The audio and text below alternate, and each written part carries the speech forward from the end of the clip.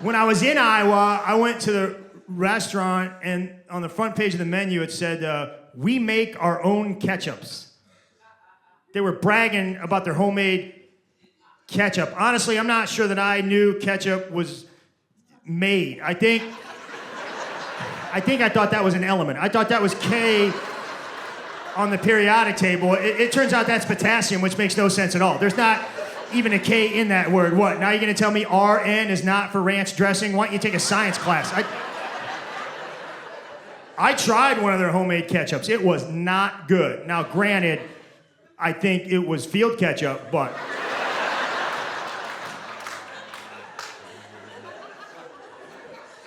So,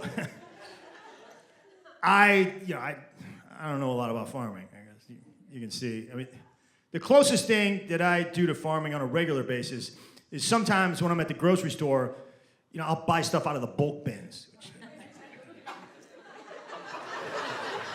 I'm not saying it's as hard as farming. I'm just saying there's a lot of similarities. You got to shovel out the walnuts, you got to put the walnuts in a bag. You got to weigh the bag. Farmers are always weighing stuff. You got to write the POU code number on the bag. A lot of times there's not even a pen to write that POU code number on the bag. So you take it up to the register. The lady's like, you're supposed to write the code number on the bag. I'm like, lady, there's not a pen to write that code number on.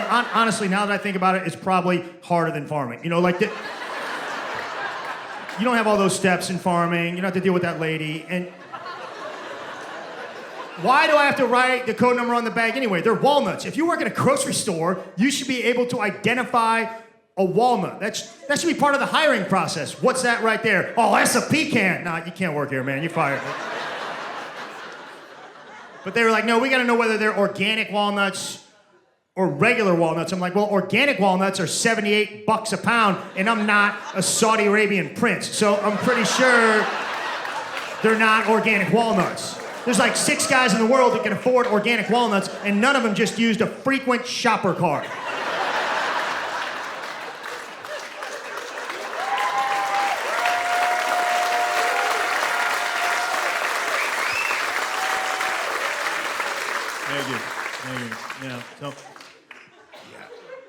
Like the first farmer that I really ever knew was through wrestling. I was a wrestler when I was in college. And yeah, my senior year, my coach called me in for a meeting. He goes, Warren, you need more competition in the practice room. He goes, this is what we're doing this year. We're bringing in this guy named Steve. He's a local farmer. He used to wrestle back in the day. He was real good. I'm like, all right, I'll wrestle Farmer Steve. Steve shows up the first day. He's old. He's like 45, all right? When you see a guy that's 45 and you're 20, you're like, I'm not gonna wrestle that guy. I'll play checkers with him or something like that. So for the first hour of practice, Steve just sits down on the wall like an old guy. Finally, coach goes, Warren, wrestle Steve. I go, Steve, you wanna warm up? Steve goes like this, he goes.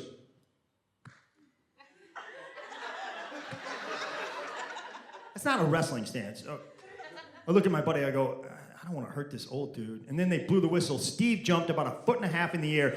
He grabbed me by my chin and my head. He threw me on the mat and proceeded to beat me. Like when I say beat me, I don't mean he scored more points than me. He physically beat me. It was like he beat me over the head with meat, all right? Come to find out, Steve is on the Olympic team in 1980. Nobody told me that. You guys remember what happened in 1980? We boycotted. We didn't go. And apparently, Steve was still angry about it. I was on the bottom like, Steve, I'm not Jimmy Carter. I had nothing to do.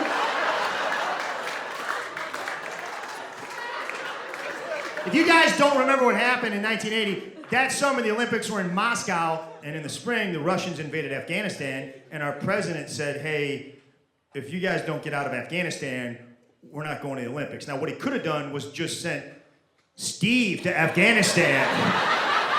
He would have handled that situation in about a half an hour. No more Steve, very bad man, no more Steve. We quit. You have Afghanistan, you have Russia if you want, just for God's sake, please, no more Steve. Very, very bad man, Steve.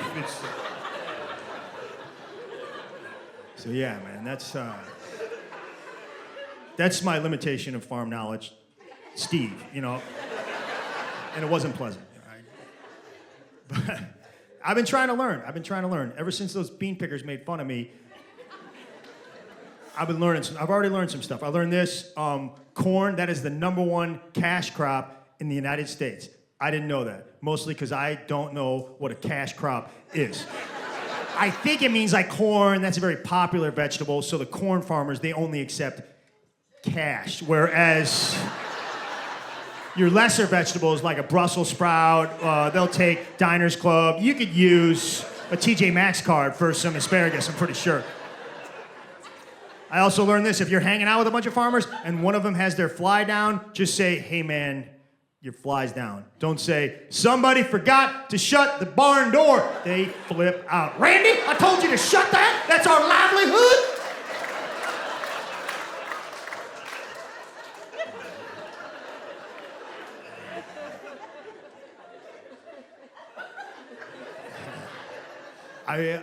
And I've been visiting places. I actually went to a farm festival here in Illinois, a little bit south here, in Millstadt, Illinois, and it was cool. They had all this farm stuff. There's like 1,000 people there. I took my niece. It was cool. We did farm stuff. Like we went in a corn maze. It was tough. You know, it was hard.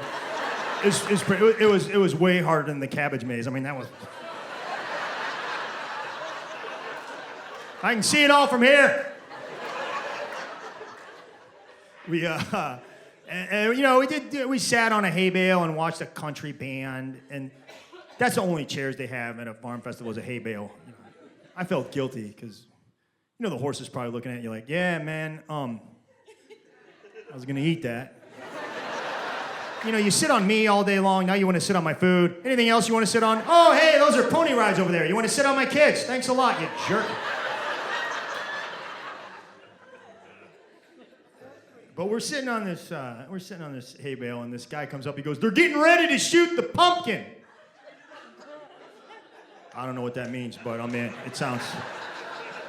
They wheel out this giant cannon. It was like a war cannon, and they just put a pumpkin in it, and they shot it far and high and fast and beautiful. Like.